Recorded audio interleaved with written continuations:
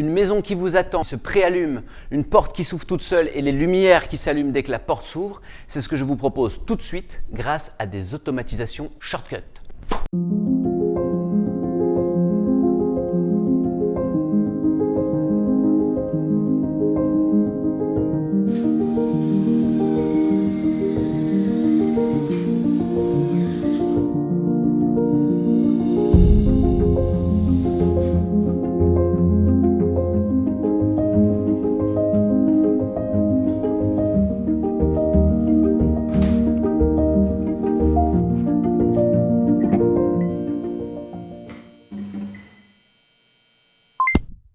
Salut les gens, d'abord je voudrais vous remercier, on est presque 1500 sur la chaîne, donc surtout ne vous arrêtez pas, partagez, likez, commentez, c'est important pour l'algorithme de YouTube. Ça, c'était la première chose. La deuxième chose, je sais que vous êtes en attente invraisemblable de cette serrure connectée de chez Nuki. Eh bien, comme vous l'avez vu, la serrure s'ouvre lorsqu'on s'approche de la maison. Et ça, grâce au Bluetooth. Il y a plein de petits réglages à effectuer.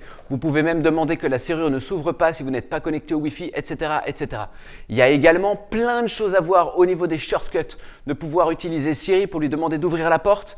C'est incroyable. Tout ça, maintenant, on le voit ensemble. Aujourd'hui, on parle de la serrure Nuki. La serrure Nuki, qu'est-ce que c'est? C'est un petit moteur qui vient s'adapter sur la clé que vous laissez dans la serrure et qui permettra de faire tourner cette clé pour ouvrir ou fermer la porte.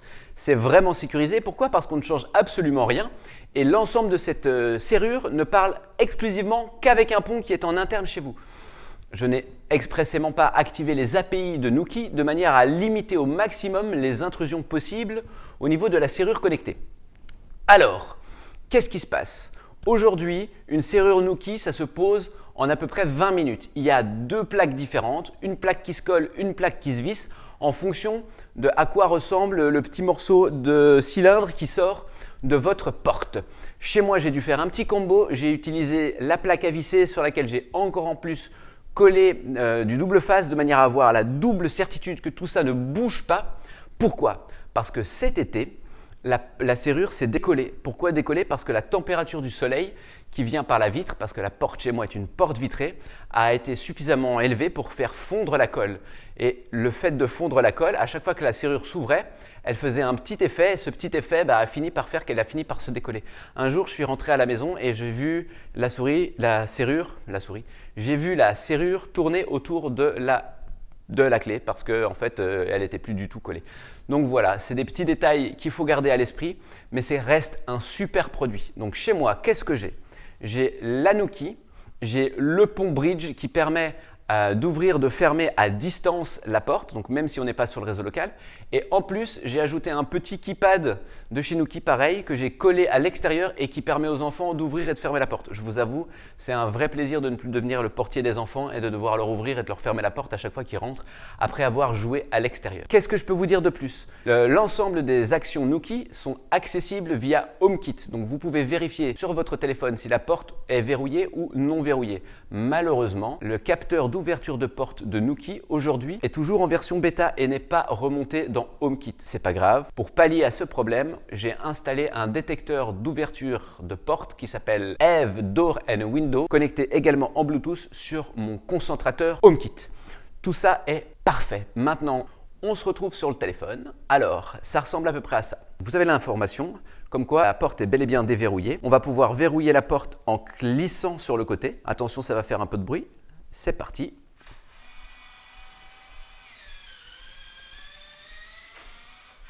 Comme ça, vous avez une petite idée du son que fait la Nuki lorsqu'elle se ferme. Je vais maintenant vous la rouvrir. Vous voyez que j'ai la petite notification comme quoi la porte vient de se verrouiller. Si je swipe dans l'autre sens, il va déverrouiller et ouvrir la porte. Vous pouvez choisir ce que vous désirez comme action. Moi, j'ai choisi ouvrir la porte. Ouvrir la porte, ça veut dire quoi? Ça veut dire déverrouiller la porte. Et une fois que la porte est déverrouillée, remettre encore un quart de clé pour enlever le petit battant et véritablement ouvrir la porte. Vous allez voir ici, dans les réglages, gérer mes appareils, Smart Lock, Voilà, le statut de connexion. Vous voyez ici que l'ensemble des informations sont relayées aussi bien en Bluetooth que via le bridge et le serveur. Donc la partie que vous voyez à droite, c'est la partie qui permet de visualiser qu'on est bel et bien connecté la serrure sur le bridge au serveur et le serveur au smartphone. Et la partie gauche permet de visualiser qu'on est connecté en direct avec le smartphone. C'est lorsqu'on sera connecté en direct avec le smartphone à une distance suffisamment proche de la porte que celle-ci s'ouvrira automatiquement. Qu'est-ce que je peux vous montrer d'autre? Vous avez dedans le journal d'activité. Donc ce journal d'activité vous permet d'avoir une vue claire sur tout ce qui s'est passé chez vous. Donc il faut que ça charge un peu parce que je ne le fais pas souvent. One eternity later. Voilà, ça charge. Vous voyez, ça charge.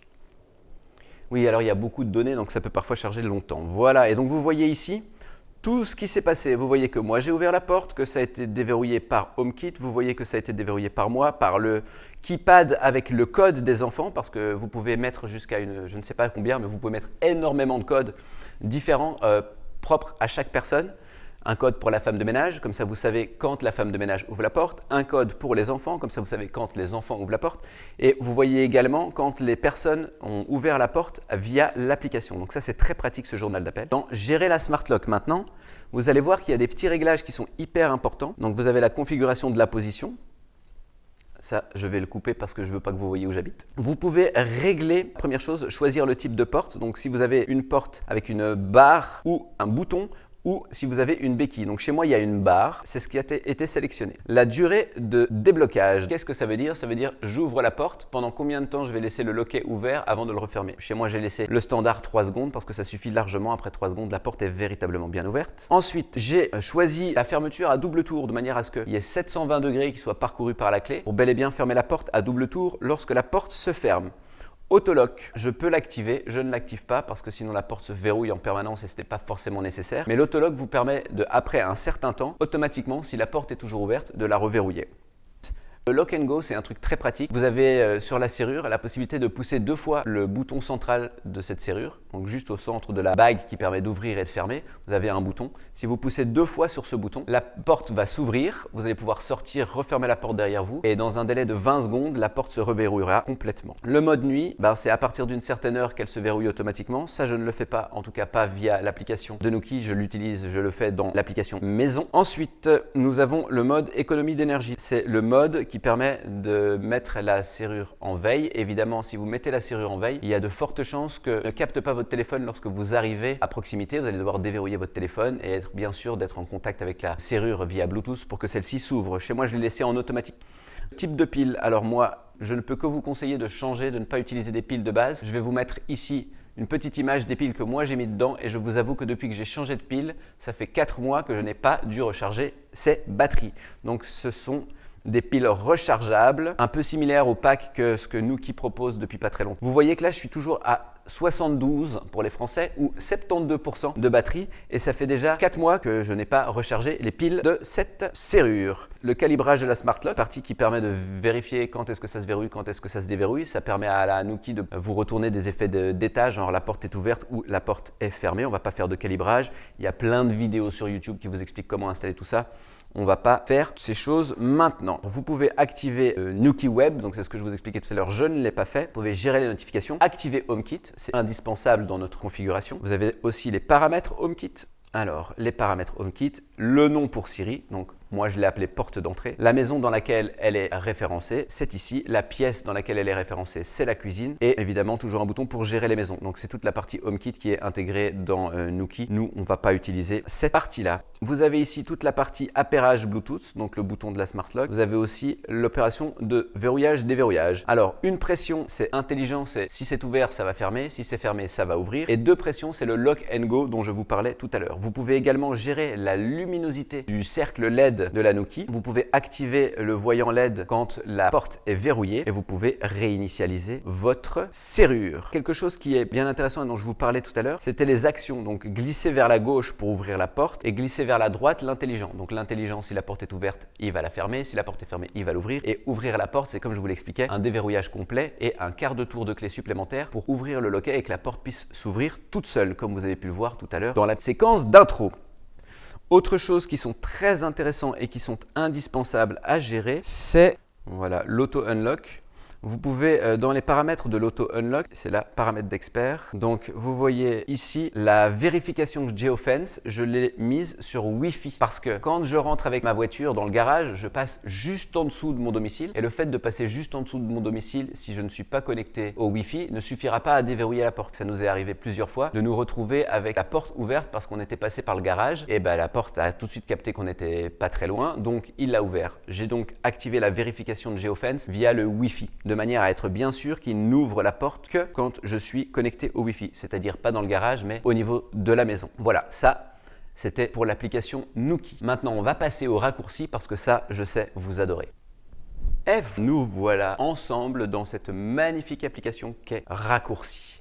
Donc je vous ouvre le petit raccourci. Je vous explique comment tout ça fonctionne. Quand je lui demande de m'ouvrir la porte, la première chose qu'il va vérifier, c'est vérifier si je suis bel et bien connecté au Wi-Fi de chez moi. Pourquoi? Parce qu'il y a de cela plusieurs mois, j'avais installé la Nuki, j'étais faire un peu le kéké chez un pote et j'ai dit t'as vu, regarde, j'ai un raccourci, si j'appuie ici, ça ouvre la porte de chez moi, c'est trop cool. Il m'a dit ah ouais, c'est trop cool, il a mis son doigt dessus, ça a ouvert la porte de chez moi et je me suis retrouvé avec la porte ouverte et pas moyen de fermer cette porte avec des notifications qui me disaient que la porte était bel et bien ouverte. C'est assez gênant. Donc j'ai ajouté dans mon raccourci une vérification sur le fait qu'on est bel et bien sur le bon réseau Wi-Fi. Si je suis sur le bon réseau Wi-Fi, c'est-à-dire mon réseau Wi-Fi, et que la porte d'entrée est ouverte, le téléphone va me dire la porte est déjà ouverte et donc évidemment rien ne va se passer. Sinon, il va appeler Nuki, donc vous voyez ici le petit bloc Nuki qui permet d'enclencher une action Nuki depuis un raccourci. Il va me dire voilà la porte s'ouvre. Si je ne suis pas connecté sur mon réseau Wi-Fi, le téléphone va me dire « Tu n'es pas connecté au Wi-Fi de la maison, je n'ouvre pas ». Il va m'afficher une alerte me demandant si je veux ou pas ouvrir la porte quand même. Et je pourrais dire « Oui, on ouvre la porte ». Si je n'ouvre pas la porte, rien ne se passe. Si je dis « Annuler », ça va annuler le raccourci. Si je dis « OK », ça va ouvrir la porte. Et puis ça va énoncer un texte qui va dire « Voilà, c'est ouvert, jeune insouciant » en l'occurrence. Voilà, donc ça c'est pour mon shortcut avec Nuki qui est bien pratique. Alors je vous explique également, on va aller dans l'application maison, on va aller dans les automatisations et vous allez voir que ici, tous les jours, à 1h du matin, si le connecteur de porte est bel et bien fermé, donc c'est-à-dire que la porte est fermée mais non verrouillée, il va définir la porte d'entrée sur fermée, donc verrouiller la porte d'entrée. Et une fois que ce sera fait, il va définir les 9 scènes qui mettent l'ensemble de la maison en mode nuit, c'est-à-dire éteindre l'ensemble des lumières. Voilà pour le raccourci et la fermeture automatique de la porte à 1h du matin. Ça, c'était pour le verrouillage de la porte. Alors évidemment, la Nuki est présente dans beaucoup de choses. Qu'est-ce que vous avez vu tout à l'heure? Vous avez vu que j'ai défini une action lorsqu'on arrive dans la zone géofencée de la maison, j'active un interrupteur qui s'appelle Arrival. Donc cet interrupteur Arrival permet de dire à la maison, donc c'est un interrupteur virtuel HomeBridge qui est créé grâce au plugin Script 2. Cet interrupteur va me permettre de dire que la maison est dans un statut en attente de l'arrivée de quelqu'un. Qu'est-ce que ça veut dire en attente de l'arrivée de quelqu'un? Ça veut dire, je vais vérifier la position du soleil. Si le soleil est couché, donc vous le voyez ici, si le soleil, l'angle du soleil est inférieur à 0 degré, donc c'est que le soleil est couché, je vais allumer les spots et je vais définir le spot qui est à l'extérieur, donc je vais allumer la lumière sur la terrasse et je vais définir l'ensemble du loft en mode veilleuse. Sinon, je n'allume pas la lumière à l'extérieur et c'est comme vous l'avez vu tout à l'heure, je définis l'ensemble des lumières du loft en mode loft du soir. Et ensuite, me direz-vous, que va-t-il se passer? Ensuite, dès que l'interrupteur Arrival s'éteint, donc c'est-à-dire que j'ouvre la porte, donc dès que je vais ouvrir la porte, je vais éteindre l'interrupteur Arrival et c'est là que la magie va s'opérer. Donc vous voyez en haut un dictionnaire qui me permet de générer un niveau de nuit, donc 23h pour moi c'est la nuit, un niveau du matin, pour moi 6h du matin c'est le matin et un niveau de soir, pour moi 20h c'est le soir. Donc qu'est-ce qui se passe dans ce script? Ce script va vérifier si le soleil est levé ou couché. Il va, sur base de la date actuelle, vérifier si elle est avant ou après l'heure de night, c'est-à-dire 23h. Si on est après 23h, si la télé est éteinte, il allume la télé. On va définir sur loft du soir et on va quitter le raccourci. Ensuite, on va vérifier si la date est avant le soir, c'est-à-dire avant 22h, et on va allumer l'ensemble des lumières en mode loft. On va à ce moment-là quitter le raccourci. Si la télé est éteinte, on va définir la télé sur allumée. Si on est avant matin, c'est-à-dire avant 6h du matin, on va définir l'ensemble de la maison sur loft du soir. Si la télé est éteinte, on va allumer la télé. Et ensuite, on va quitter le raccourci. Si tout cela n'est pas le cas, c'est-à-dire qu'on est en journée, on va définir l'ensemble du loft, les lumières de l'ensemble du loft sur loft journée. Si la télé est éteinte, on va allumer la télé et maintenant on a fait le tour de tout le raccourci. Donc qu'est-ce que ça veut dire? Ça veut dire que ce raccourci, en fonction du moment où je vais rentrer à la maison, va allumer l'ensemble des lumières de manière adaptée à ce que moi je considère comme étant la lumière idéale pour pouvoir être accueilli. Alors pourquoi je fais ça? Pourquoi je n'allume pas l'ensemble de toutes les lumières directement quand je me géofence près de la maison? Ce serait beaucoup plus simple, mais par contre je ne profite absolument pas de ces magnifiques petits fade-in, fade-out de lumière. J'arrive chez moi, toutes les lumières sont allumées et je ne sais jamais vraiment si ça s'est allumé ou si ça ne s'est pas vraiment allumé. Donc voilà ce que moi je vous propose comme automatisation avec la Nuki Smart Lock. C'est une serrure qui est vraiment bien, mais je vais quand même vous montrer 2-3 petits détails qui parfois peuvent poser problème. Ceci est la Nuki Smart Lock. Vous avez ici le bouton au centre dont je vous parlais tout à l'heure et vous avez le cercle ici autour qui permet de faire tourner la clé à l'intérieur. Je vous parlais de batterie tout à l'heure. Hop.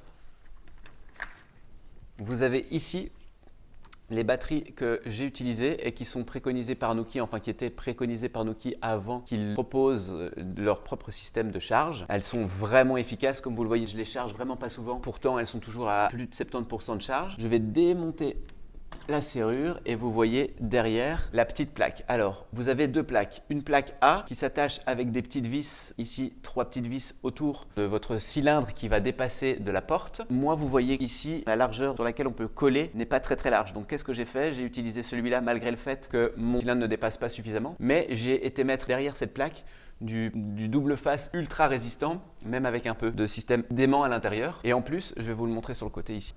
J'ai rajouté 2 petites pattes de manière à éviter qu'il puisse y avoir un jeu horizontal lors de l'ouverture, de la fermeture de la serrure.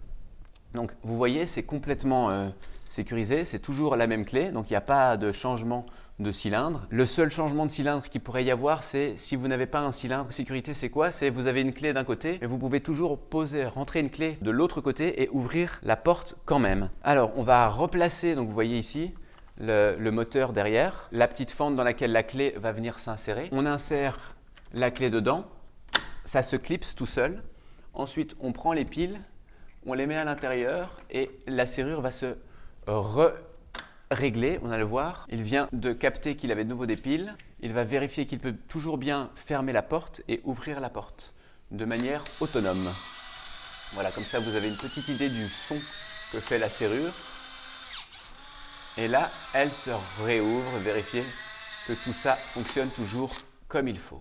Voilà la serrure Nuki Smart Lock. Maintenant, je vais vous montrer le pont. Non, je vais commencer par vous montrer le pad à l'extérieur. Donc, on voit ici le pad Nuki, il est à pile et vous voyez que malheureusement, il est déjà un petit peu en train de s'abîmer et de subir du temps ou de la météo, je ne sais pas exactement. Donc voilà, la serrure niveau technique. Maintenant, on va monter et on va voir le pont et on va aussi voir une autre petite automatisation qui n'est pas vraiment en rapport avec la Nuki, mais qui est en rapport avec la porte. Allez, on y va, on monte. Voilà, on va faire ça comme ça.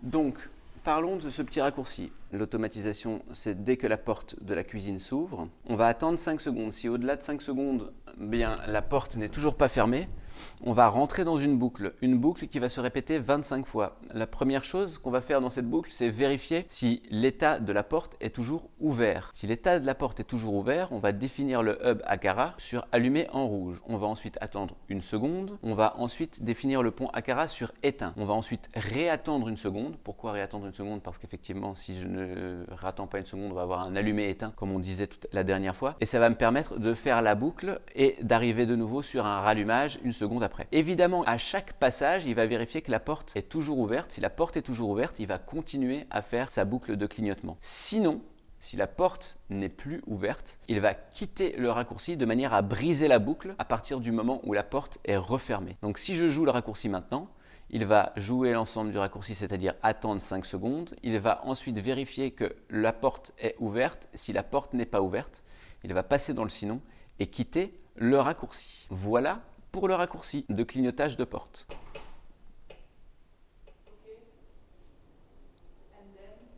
On attend 4, 5 et ça clignote. On va refermer la porte. Et dès que la porte est refermée, ça arrête de clignoter. C'est super pratique, ça permet depuis le bureau de savoir si la porte est restée ouverte. Et donc du coup, ça me met beaucoup plus d'à l'aise et beaucoup plus de tranquillité lorsque je suis dans mon bureau et que je travaille alors que je ne vois pas la porte d'entrée. Et voilà une petite vidéo YouTube de derrière les fagots avec de la description de matos, avec des raccourcis.